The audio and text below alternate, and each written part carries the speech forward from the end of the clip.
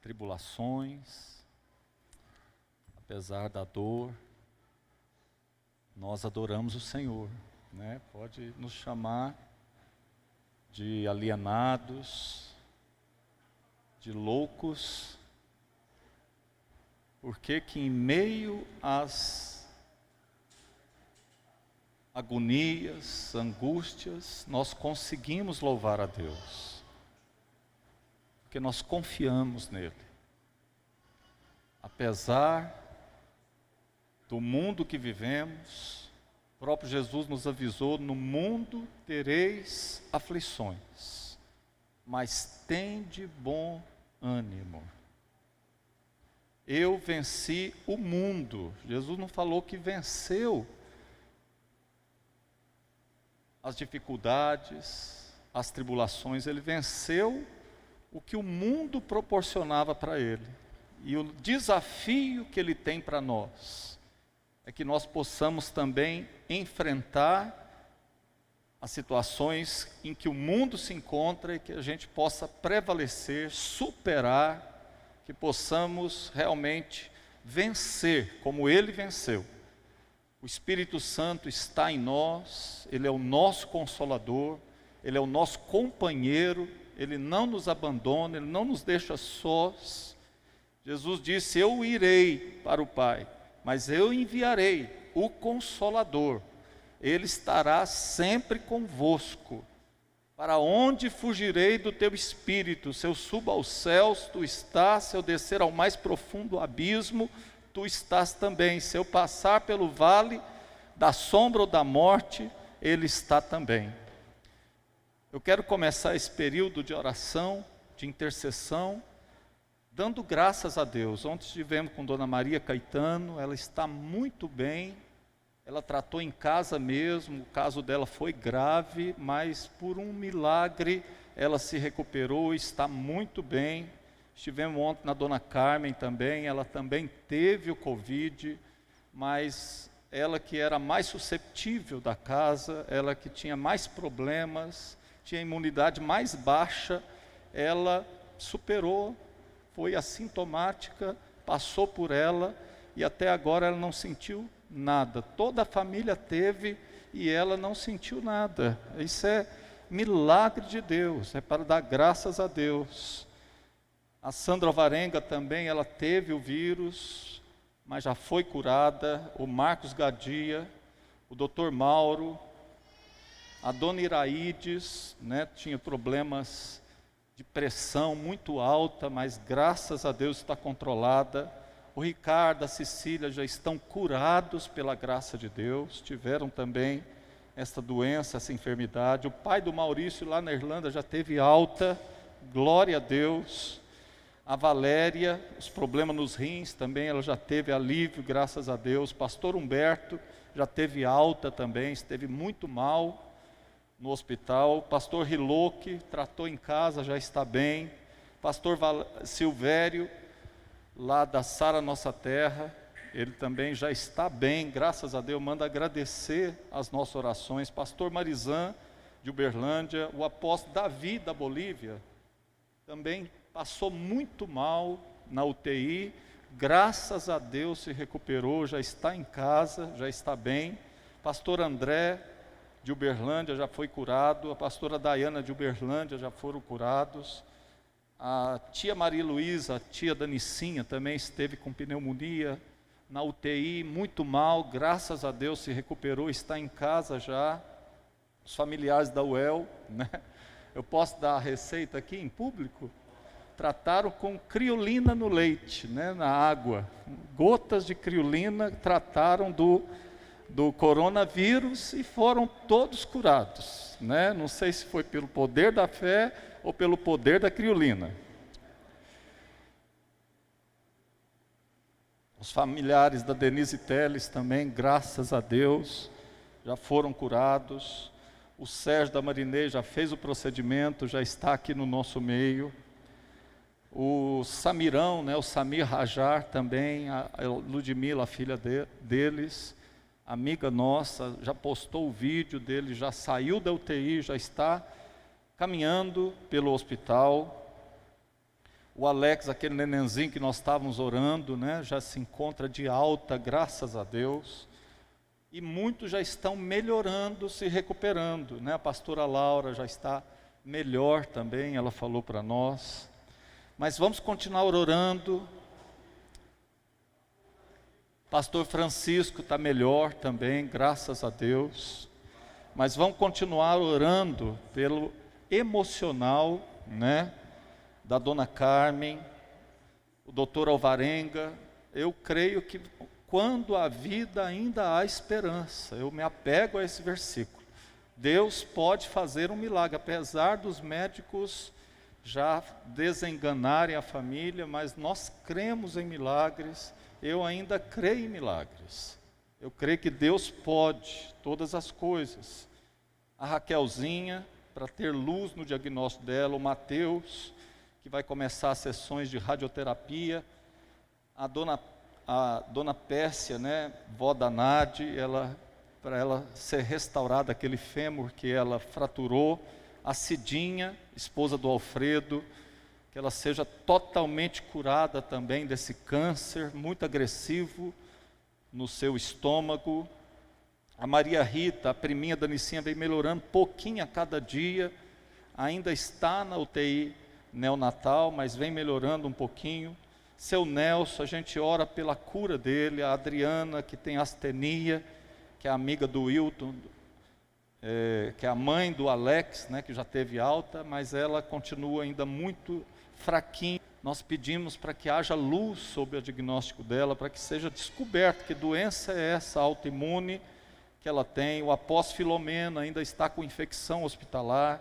Ele já foi curado da Covid, mas pegou uma infecção lá.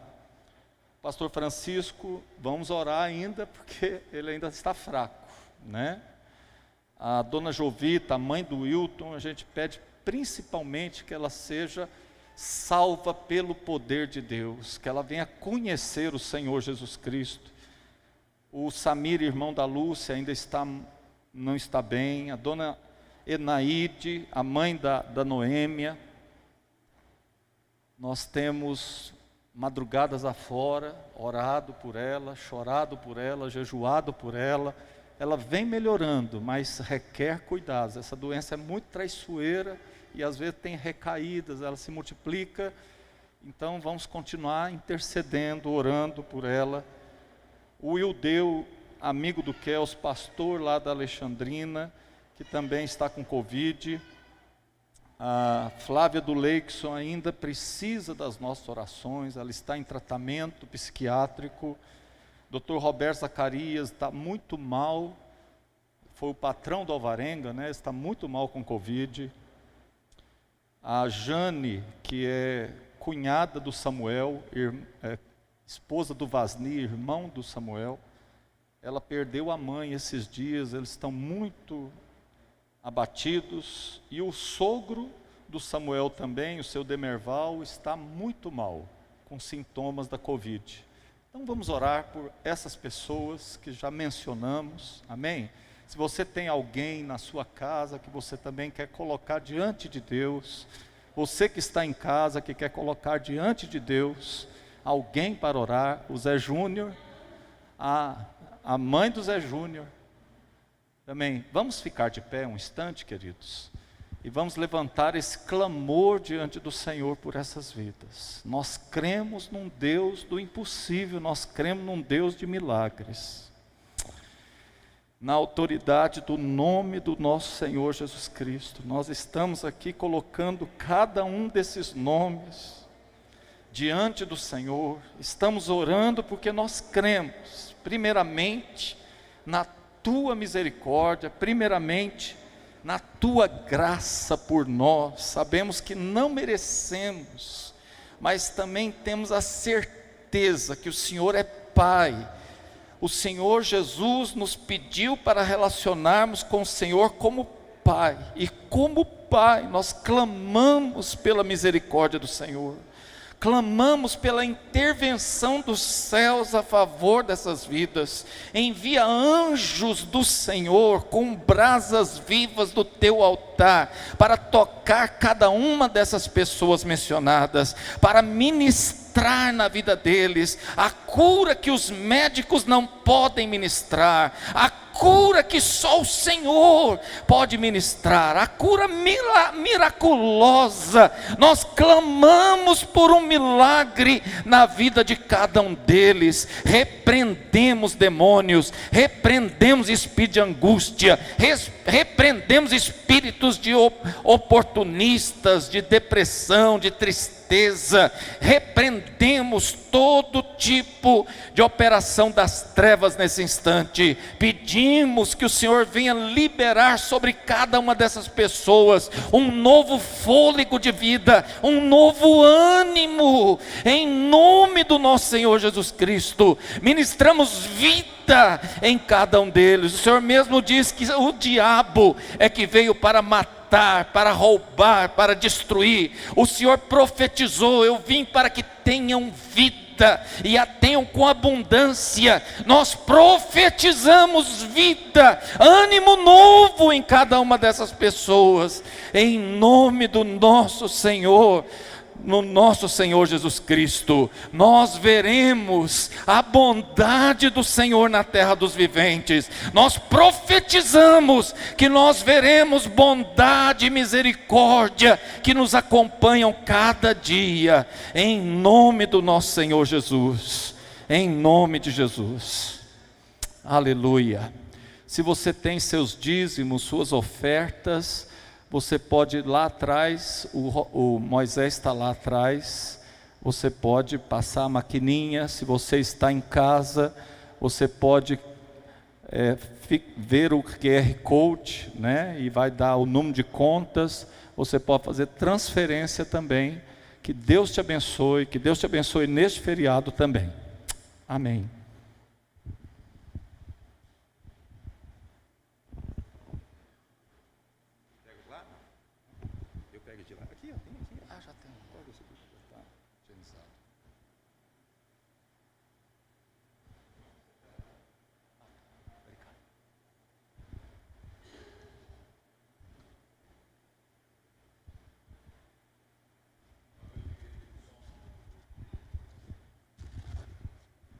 Alô, som. Glória a Deus. Aleluia. Os meus cabelos continuam o mesmo. Alô, som. Glória a Deus. Boa noite, igreja. Boa noite, igreja que está em casa.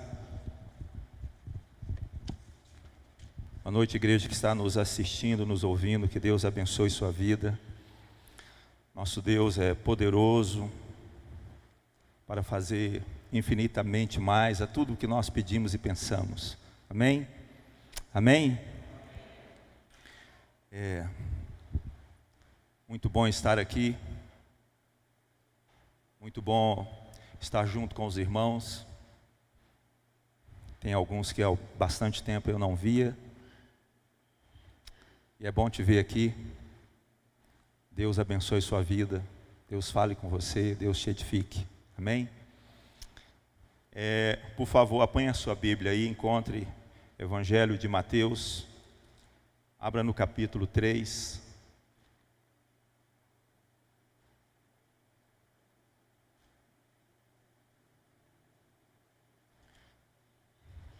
Evangelho de Mateus, a partir do capítulo 3. E vamos falar com o nosso querido Deus, que nos abençoe com a palavra dele.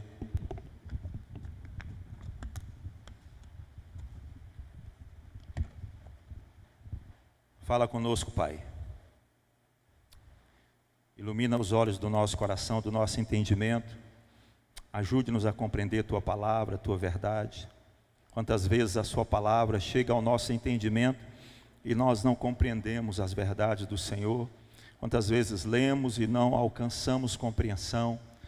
Quantas vezes deixamos de ser edificados porque a palavra está sendo ministrada, ou estamos lendo a sua palavra e não temos a compreensão dela. Em nome de Jesus, Pai, abençoa esse lugar, esse ambiente, abençoa cada pessoa que está aqui ouvindo, recebendo, que está em suas casas, em algum lugar, conectado nesta reunião. que o Espírito do Senhor esteja com eles também. Sua palavra diz, meu Deus, que onde 2 ou 3 estiverem reunidos em Teu nome, o Senhor está entre eles. Então, Deus, o Senhor que está entre nós, fala conosco, fala através da palavra, e a Tua mensagem seja algo incontestável a todo espírito de dúvida, de incredulidade, a toda porção das trevas, a toda manifestação diabólica e maligna. Em nome do Senhor Jesus Cristo, declaramos amarrado tudo que procura impedir a comunicação da Tua palavra, em o nome do Senhor Jesus. Amém? Amém? Veja bem, eu quero falar com vocês um tema que está aqui no capítulo 3 de Mateus. Você pode encontrar também lá em Lucas, mas nós vamos falar aqui a partir de Mateus, capítulo 3. E o tema é No Caminho, Restaurando as Veredas. Eu quero comunicar com você que eu percebo uma igreja no caminho. Graças a Deus eu vejo uma igreja no caminho, um povo de Deus no caminho. É muito especial isso, é muito precioso. Há muitos no caminho. Quantas pessoas receberam Jesus e estão firmes no Senhor Jesus? E assim, não importa a vida que elas estão vivendo, elas estão com o Senhor. Às vezes estão passando por severas lutas, mas elas estão no Senhor. E você sabe, o próprio Jesus disse, eu sou o quê? Eu sou e a vida. Então eu percebo uma igreja no caminho. Ao olhar para a igreja, você vê a igreja no caminho. Você vê o povo vindo às reuniões. Você vê as pessoas realmente conduzindo, carregando suas Bíblias, lendo a palavra, às vezes falando da palavra inteiradas.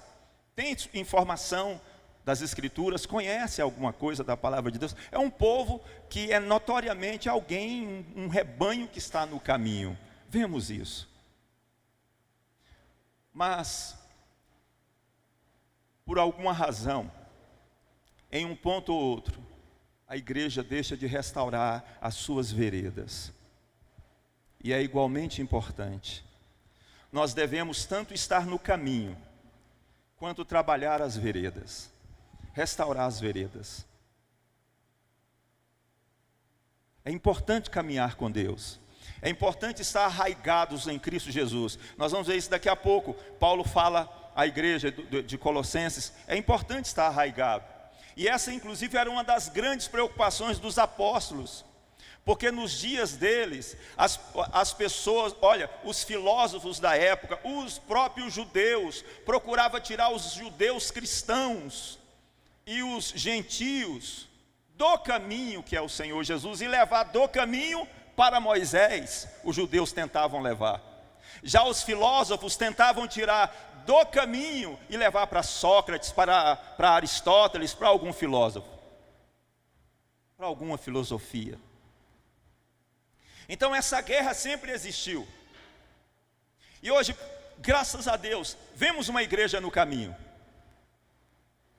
Mas nós precisamos de uma igreja que esteja no caminho e ao mesmo tempo uma igreja que esteja restaurando as veredas. Vamos lá, a partir do verso 1 diz assim: naqueles dias apareceu João Batista pregando no deserto da Judéia e dizia, arrependei-vos, amém? Glória a Deus. Primeira coisa é que ele falava, olha, arrependei-vos, porque está próximo o reino dos céus. Porque este é o referido por intermédio do profeta Isaías, voz do que clama no deserto, preparai o caminho do Senhor, e faça o quê? Endireitai as suas veredas. Sim, Jesus Cristo é o caminho, a verdade e a vida. E todas as igrejas onde as pessoas são lavadas e remidas no sangue de Jesus, batizadas no nome do Senhor Jesus, que congregam, que conhecem a palavra, são pessoas do caminho. E vemos isso claramente. Mas nós precisamos dar sequência no mandamento e na palavra de Deus. Vamos lá, vamos observando isso. Colossenses capítulo 1. Como o nosso tempo aqui à noite é mais rápido ainda. Colossenses capítulo 1. Você vê notoriamente aqui o conflito de Paulo. A partir do verso 24, diz assim: agora me regozijo nos meus sofrimentos por vós, e preencho o que resta das aflições de Cristo na minha carne, a favor do seu corpo, que é a igreja, da qual me tornei ministro de acordo com a dispensação da parte de Deus, que me foi concedida a vosso favor, para dar pleno cumprimento à palavra de Deus, o mistério que estivera oculto dos séculos e das gerações, agora todavia se manifestou aos seus santos, aos quais Deus quis dar a conhecer qual seja a riqueza da glória deste mistério entre os gentios, isto é, Cristo em vós, a esperança da glória. Aleluia. Deixa eu dar uma paradinha aqui para falar um pouquinho sobre isso. Os judeus, eles davam um upa para cumprir tantas regras e tantos mandamentos. E eles nem se achavam que estava próximo de experimentar a glória, a grandeza, a piedade de Deus. Então, quando Paulo escrevia isso aqui, Paulo estava dizendo: olha, vocês não precisam ter apenas esperança de estar no caminho. Vocês precisam ter muito mais do que uma esperança de um povo que está fazendo o que é certo. Vocês precisam ter algo mais ardente, algo mais forte. Vocês precisam ter uma convicção de que uma vez que Jesus está em vocês, vocês podem ter a esperança da glória. Era isso que Paulo estava tentando passar para eles. Não é somente um povo que está cumprindo regras, não, é um povo que experimentou Jesus, que recebeu Jesus e hoje pode ter a esperança da glória. Amém? É isso que é esse povo, é isso que é você. É por isso que vale a pena estar no caminho, amém? E é por isso que vale a pena, preste atenção, vale a pena estar trabalhando nas veredas. E eu quero daqui a pouco falar um pouquinho mais sobre isso. Trabalhando nas veredas, porque muitas vezes, amado, você está no caminho que é Cristo, mas tem tantas veredas tortuosas na tua vida, e você releva, não se preocupa, que essas veredas faz até você abandonar o caminho. E esse é o problema. Por isso que é tão importante, talvez eu preciso falar um pouquinho para você, trazer uma explicação, que a palavra vereda significa caminhos estreitos. Vereda na Bíblia também muitas vezes fala sobre conduta. Então você está no caminho, mas quando você ignora o princípio de restaurar as suas veredas, as veredas tortuosas, infelizmente, acaba de alguma forma te levando para longe do caminho. Ignorar o caminho, abandonar o caminho. Onde nós paramos, verso? Cristo em vós, a esperança da glória, onde está? Agora o 28. O qual nós anunciamos, o qual é Cristo, né? O qual nós anunciamos e advertimos a todo homem, ensinando a todo homem em toda a sabedoria, a fim de que apresentemos todo homem perfeito em Cristo. Glória a Deus. Então é para isso que a igreja existe, para que todo homem seja apresentado perfeito em Cristo. Glória a Deus. Mas, amados, vamos pegar um pouquinho agora essa palavra perfeição. Paulo cita lá em Filipenses 3,12, não que eu tenha alcançado ou seja perfeito. Ele diz então que não era perfeito em Filipenses. Em Colossenses ele está dizendo, a fim de que levemos todo homem a ser perfeito em Cristo. Como alguém imperfeito pode levar outro a ser perfeito? O que Paulo está falando? Quando Paulo fala da perfeição, em Filipenses, Paulo está dizendo: olha, eu não sou uma pessoa perfeita que não erra. Não que eu tenha alcançado a condição de homem pleno, completo, uma divindade. Não, eu não alcancei isso. E quando ele cita levar todo homem à perfeição em Cristo, ele está falando de estar plenamente salvo. Alguém que está em Cristo, que não precisa trabalhar em nenhuma aresta a respeito de salvação. Não estou falando dos caminhos do homem, do Salvador e da salvação. Ou seja, quando você recebe o Senhor Jesus Cristo, você não tem mais nenhuma penitência a pagar pela sua salvação. Amém? Está entendendo? Você em Cristo está perfeito, a sua salvação é perfeita, o seu Salvador é pleno, a sua salvação é total, é perfeita. É assim que você está, perfeitamente salvo em Cristo Jesus. Então, Paulo estava dizendo isso, tá? Ele estava falando sobre isso. Agora, nós todos precisamos trabalhar em nós e trabalhar na igreja.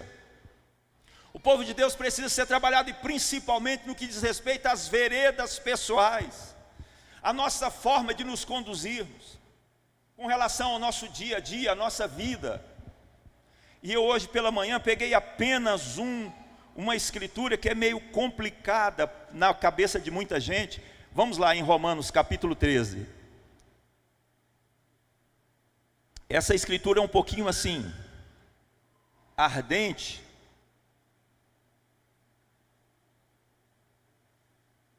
porque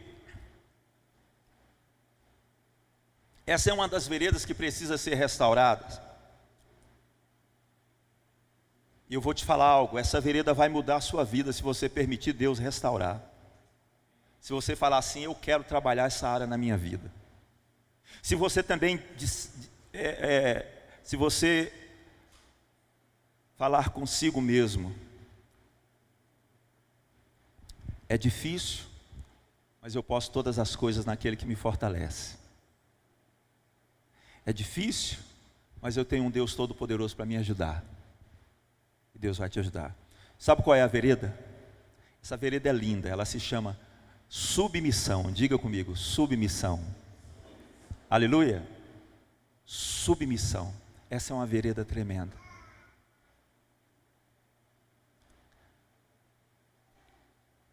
Quantos de nós estamos no caminho que é Cristo, mas somos almas rebeldes, insubmissas, intratáveis, inconsequentes? Não andamos debaixo da palavra de liderança nenhuma, e ainda arrogamos, dizendo: eu faço é a vontade de Deus, e não faço o que homem qualquer que seja quer, não. E não entendemos que esse quadro é impossível. Nós precisamos ver Deus abençoando a nossa vida e transformando a nossa vida, mas nós precisamos entender uma coisa: eu quero estar no caminho, mas durante o tempo desta vida que eu estiver no caminho, eu quero viver restaurando as veredas, e toda vereda que eu precisar restaurar, eu quero restaurar. Então eu sei que eu estou lidando com uma vereda complicada, que é o princípio da submissão. E olha só, e ela é complicada, porque essa é uma mensagem para todo ser humano, para toda alma. A palavra de Deus diz assim no verso 1: todo homem esteja o quê? Sujeito. Homem aí é alma em algumas versões. Toda alma esteja sujeita às autoridades superiores, porque não há autoridade que não proceda de Deus, e as autoridades que existem foram por Ele instituídas. Essa é uma das veredas que nós precisamos colocar os nossos joelhos no chão e dizer: Deus, tem misericórdia de mim e me ajude a transformar a ser transformado em uma alma submissa, que aceita a liderança, que aceita a interferência de um líder na minha vida. Amém, amados? Isso de modo geral. Deus fez, olha, esse mundo está formado de tal forma, de tal maneira, de tal modo, que dentro de casa é possível encontrar isso.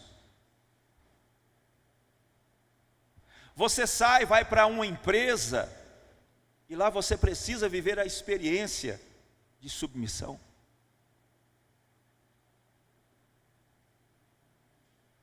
Então eu vejo uma igreja no caminho, mas ao mesmo tempo eu percebo uma igreja que não está ocupada com a restauração das veredas.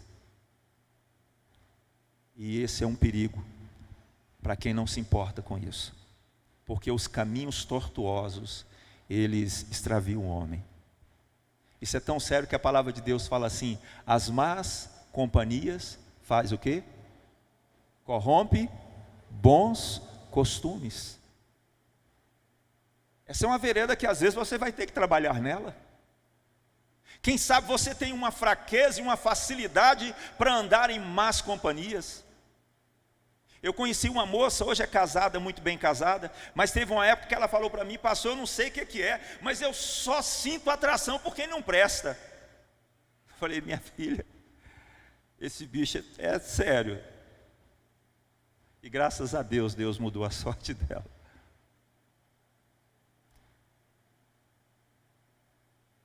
Mas vamos voltar para o princípio da autoridade.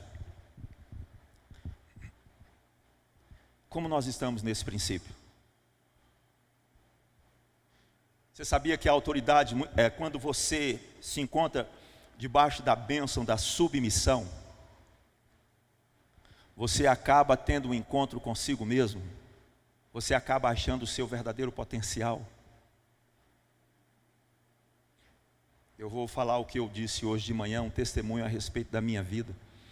Muitos anos atrás nós tínhamos reuniões aqui, que aconteciam quarta-feira, meio de semana.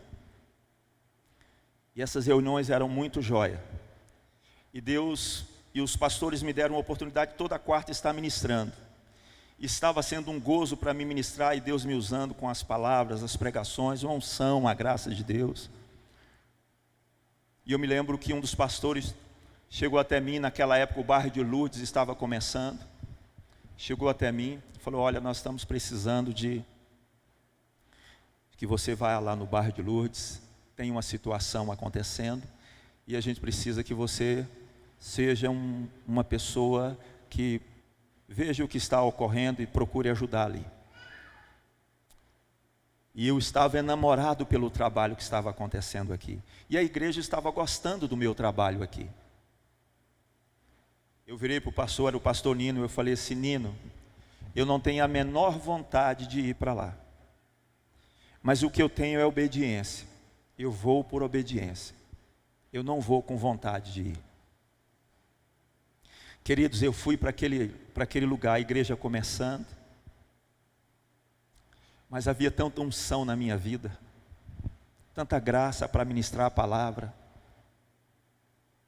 vidas sendo tocadas, sendo alcançadas,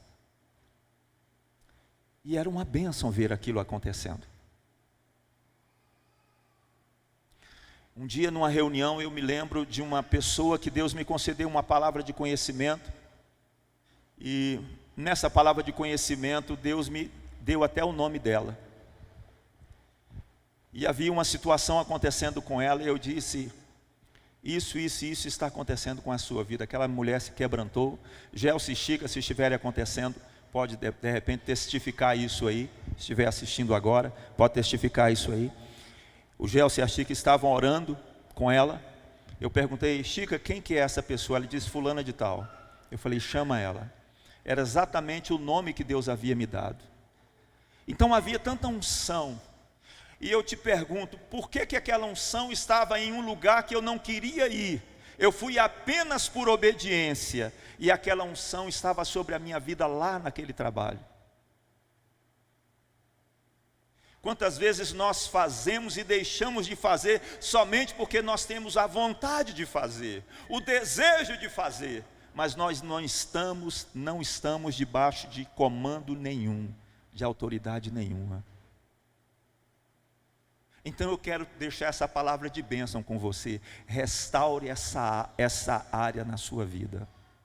Deus vai fazer proeza na sua vida. Restaure essa área na sua vida. Deus vai fazer proeza na sua vida. Como está, senhoras, com todo o respeito em nome de Jesus? Como está, irmãs, a sua submissão ao teu marido? Como se deve viver isso? Isso pode ser uma bênção dentro de casa, ou isso pode ser uma maldição dentro de casa. Isso pode ser o favor de Deus, o motor de polpa dentro do lar, ou isso pode ser um caos.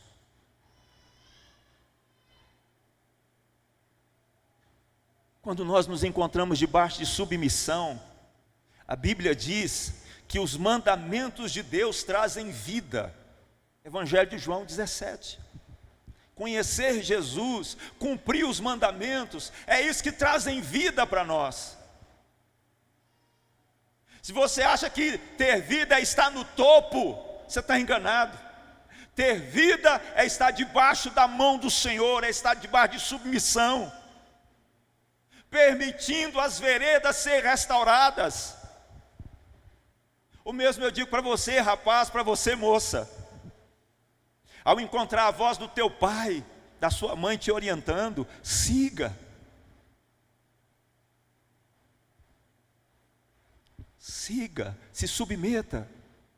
Deixa Deus construir sua vida, seu futuro, seus dias.